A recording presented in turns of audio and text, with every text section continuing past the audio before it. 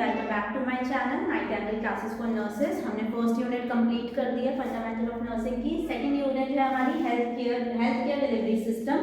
Health care delivery system हम unit में आने से पहले हमारे इस यूनिट में कुछ टर्मिनोलॉजीज हैं जो हमें पता होनी चाहिए। तो आज हम टर्मिनोलॉजीज से स्टार्ट करते हैं। टर्मिनोलॉजीज थोड़ी ज़्यादा हैं तो मैं शॉर्ट में आपको थोड़ा थोड़ा बताती जाऊँगी और हो सकता है इसकी 2-3 वीडियोज़ टर्मिनोलॉजी की ही बन जाएँ। तो फर्स्ट टर्मिनोलॉजी हम देखते हैं। हमारी फर्स्ट टर्मिनोलॉजी है हेल्थ सर्विसेज। इसमें हमारे डील करते हैं medical professionals, organisation, health care workers who provide medical care to those in need. तो हमारे जो मेडिकल प्रोफेशनल्स होते हैं, जो भी ऑर्गेनाइजेशंस हैं, जितनी भी जो भी इन्वेस्ट कर रही हैं मेडिकल लाइन में, जितने भी हेल्थ केयर वर्कर्स होते हैं जो मेनली जो पेशेंट्स की रिकवरी में हेल्प करते हैं, वो कोई भी सर्विस मेडिकली प्रोवाइड करते हैं जो भी पेशेंट को नीडेड है, जो भी उनकी ज़रूरत है, जो भी उन्हें चाहिए उनको दोबारा से बिल्कुल ठीक बनाने के लिए या रिकवर होने के लिए। तो हम ये किसके लोगों को देते हैं? इंडिविजुअल को देते हैं, फैमिली को देते हैं, कम्युनिटी को देते हैं। तो ये हमारी हेल्थ केयर सर्विस के अंदर आता है। नेक्स्ट आता है care, the act of providing support to patient which can include physical, emotional and medical care. Care हमारा क्या होता है? प्रोवाइडिंग सपोर्ट होता है। हम एक पेशेंट को जब एक डिसीज से सफर कर रहा है तो हम उसे एक सपोर्ट प्रोवाइड करते हैं, हम उसे एक सिंपैथी देते हैं कि आप ठीक हो जाएंगे। हम समझते हैं आप बहुत ज़्यादा ही सफ़र कर रहे हैं चीज़ को लेके, पर आप ठीक हो जाएंगे। तो एक हमें कम्युनिकेशन स्किल होनी चाहिए इतनी प्रॉपरली कि हम पेशेंट को कन्वे कर सके कि वो एटलीस्ट होप ना खोए, अपने अंदर एक होप बना के रखे कि वो ठीक हो जाएगा। तो एक पॉजिटिविटी भी मेनली क्या करती है, उस इलनेस को कम करने का काम करती है। तो मेनली एक हेल्थ केयर प्रोफेशनल्स को क्या करना है? सपोर्ट प्रोवाइड करना है, जिसमें आप कैसे सपोर्ट प्रोवाइड कर सकते हैं? It should be physical, emotional and medical care. Physically उसकी बॉडी को आपको क्या करना है? ज़्यादा से ज़्यादा बोलना है कि आपको ये सारी चीज़ें अवॉइड करनी है, ये आपकी हेल्थ के लिए, फिजिकल एक्टिविटीज़ के लिए अच्छी नहीं है। इसको अगर आप करेंगे तो आपकी हेल्थ और बिगड़ेगी, जिसकी वजह से आपको हो सकता है आप एक डेथ वाले कंडीशन में पहुंच सकते हैं। तो ये सारी चीज़ें उसे पहले से ही बता के चल रही हैं। अगर वो सीवियर है, सारी चीज़ें उसके फैमिलीज को भी पता होनी चाहिए। जो चीज़ आप उसको केयर प्रोवाइड करने जा रहे हैं, कोई भी प्रोसीजर कर रहे हैं, कोई भी चीज़ अगर आप डायग्नोज भी कर रहे हैं, तो सारी चीज़ें आपको क्या करनी है? पेशेंट प्लस पेशेंट की फैमिली को इन्फॉर्म करनी है। एक कॉन्फिडेंशियलिटी होनी चाहिए। अगर पेशेंट आपसे कुछ शेयर कर रहा है तो वो सारी चीज़ें आपको कन्वे नहीं करनी है दूसरों को। वो चीज़ें अगर रिक्वायर है तो ही बताई जाए, नहीं तो वो नहीं बताई जाए। एक मजाक नहीं उड़ना चाहिए उसकी मेडिकल कंडीशन का।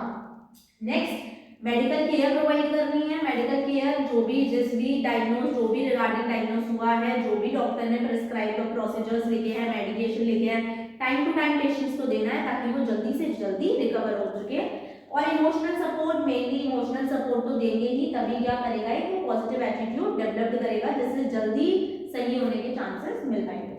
नेक्स्ट आता है प्राइमरी केयर। प्राइमरी केयर एक बेसिक केयर होती है, एक जनरल हेल्थ केयर होती है। जब पेशेंट को उसके अंदर कोई ना कोई इलनेस का आभास होता है कि कोई इलनेस उसके अंदर बॉडी में कुछ नॉर्मल फंक्शन हो रहा है, एबनॉर्मल कुछ ना कुछ चीज़ देखने को मिल रही है, तो ये जो हेल्थ केयर प्रोफेशनल है, अगर प्राइमरी कंडीशन पे ही हम उसकी सारी चीज़ों को क्या करते हैं?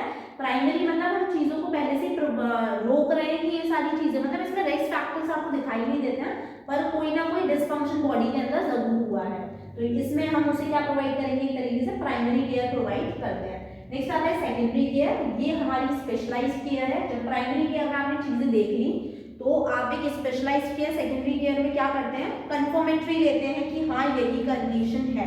तो सेकेंडरी कंडीशन में हमारा क्या आता है? डायग्नोज करते हैं, आप टेस्टिंग करते हैं कि हाँ ये साइन एंड सिम्टम्स देखने को मिला है, तो मैं ये टेस्ट प्रेफर एक डॉक्टर करता है, तो वो कंफर्मेटरी लेता है हाँ यही डिसीज है, इसी के कारण ये सब हो रहा है, तो एक स्पेशलाइज्ड केयर प्रोवाइड करते हैं। अगर उसको हार्ट में प्रॉब्लम है तो वहाँ कार्डियोलॉजिस्ट प्रेफर करते हैं।